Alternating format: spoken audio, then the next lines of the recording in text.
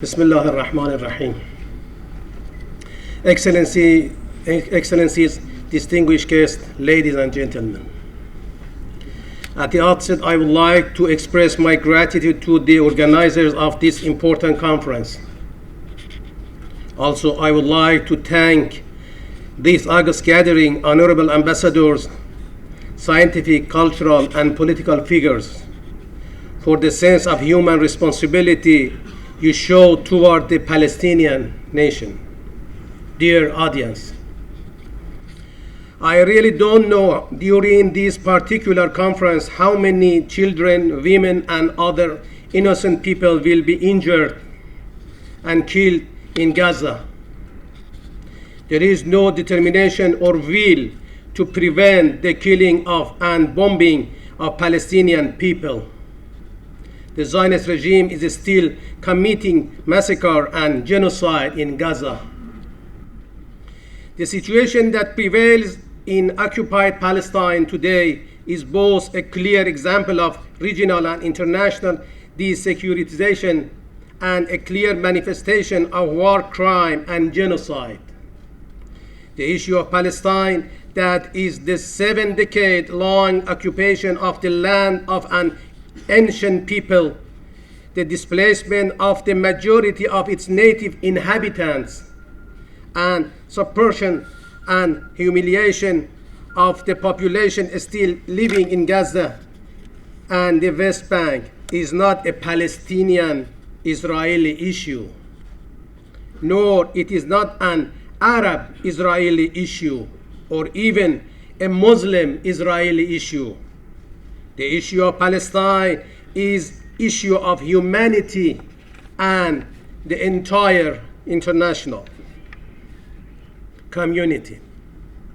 And therefore, all states and each and every person bears the responsibility for putting an end to this inhumane and shameful crisis. In this regard, I would like to openly share a few points regarding the ongoing developments which created the defensive operation of the Palestinian resistance against the Israeli occupation. First of all, what is happening in the occupied Palestine, and especially in Gaza, constitutes a source of deep concern, regret, and shame for humankind. The atrocities that are taking place are double injustice to a nation that has already been subjected to brutal occupation for 75 long years and has been deprived of all human rights and human dignity. No consciousness, soul, and no responsible government may remain indifferent to the heinous atrocities that are being perpetrated and the very dangerous effect and consequences that this situation may carry on the regional and global peace and security. For more than 7 decades now, a proud people has been deprived of its right to self-determination and other fundamental human rights, while its land and home have been under occupation. During these 7 decades, without the slightest regard for the laws and norms of international law, including international humanitarian law and human rights, and with the full backing and support of the United States of America, which has immunized the regime against any forms of accountability and punishment, the occupying Zionist regime has committed the most heinous of war crimes against humanity and the crime of genocide. The continuous usurpation of the lands of the original inhabitants of that region, and the expansion of Zionist settlements, massacre, destruction and people's houses and farms and environment damage, arrest and torture of men and women and even children, humiliation and insult to the dignity of the Palestinian nation, repeated desecration of holy premises of Islam, including Al-Aqsa Mosque, are but only a part of the atrocities committed by occupying regime against the Palestinian people. Secondly, the position of the Islamic Republic of Iran on supporting the right of Palestinian people to self-determination is clear and principled. Our position is a humanitarian moral position premised on the rules of international law and the United Nations Charter. The right to self-determination and respect for the fundamental rights of people under occupation are rudimentary rules of international law, which are explicitly recognized in the United Nations Charter. Respected audience, thirdly, the right of self-defense and strive for serving and restoring the right to self-determination are interdependent. The resistance of the Palestinian people in the face of occupation, the gross and continual violation of their human rights, and the desecration of the sanctities of the Muslim world by the occupying regime amount is the true sense of the word to their legitimate and lawful defense against oppression and aggression. The right to legitimate defense is an inherent right that is clearly recognized in the United Nations Charter and in international law.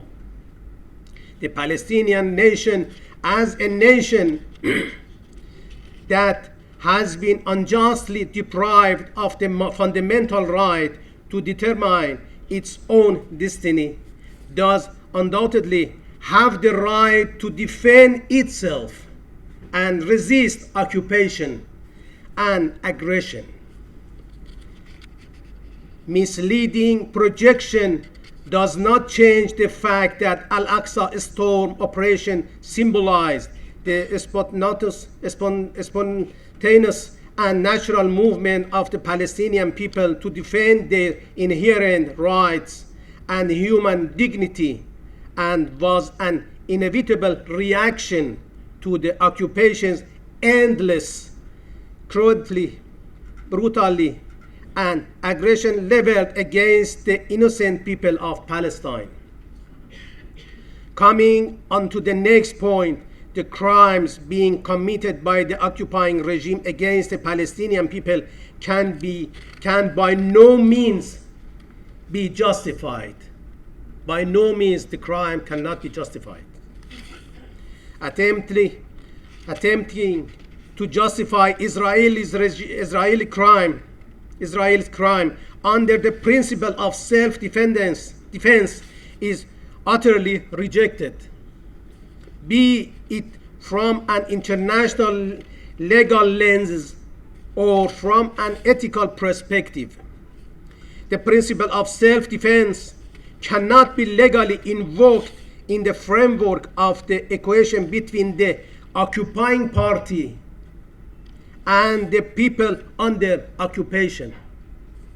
According to international law, the occupying party has specific duties to protect and support the people under occupation. Hence, it cannot be that they commit to mass killing of the people and destruction of their property. My dear colleague, I strongly believe that resistance is the self-motivated and independent movement of nations to defend human dignity and the boundaries boundaries of their land against any occupation and invasion.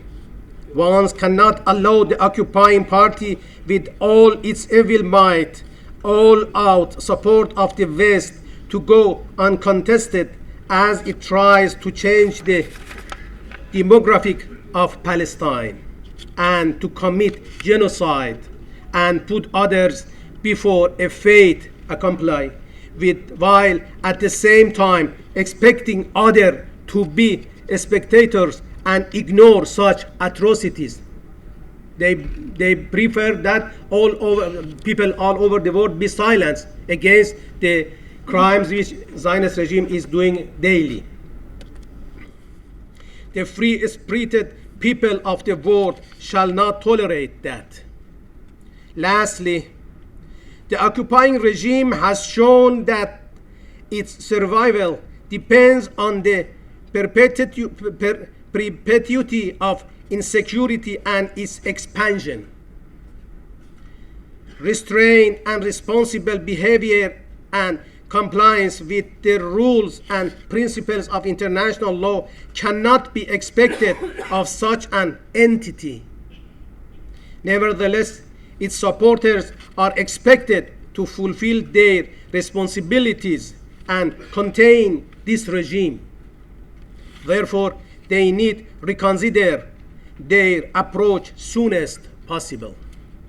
Dear colleague, the Islamic Republic of Iran is aware of its responsibilities toward international peace and security, and at the same time, it will adhere to its fundamental and legitimate issue of supporting the legal and human rights of the Palestinian people to defend and resist occupation and aggression until the realization of their right to self-determination.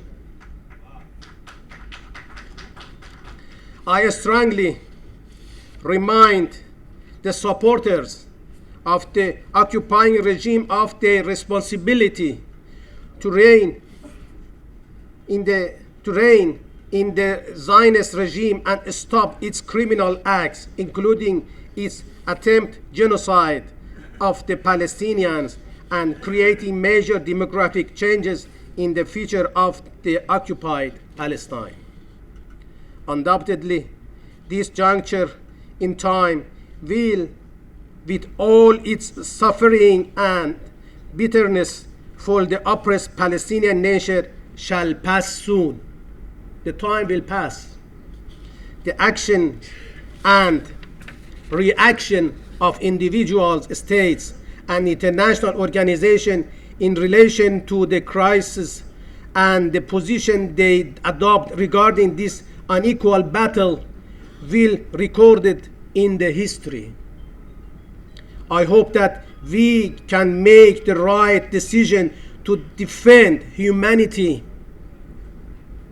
so that future generation can proudly say that our predecessors stood on the right side of history. At the end, let me re-emphasize that resistance against occupier is not terrorism. Thank you very much for your attention.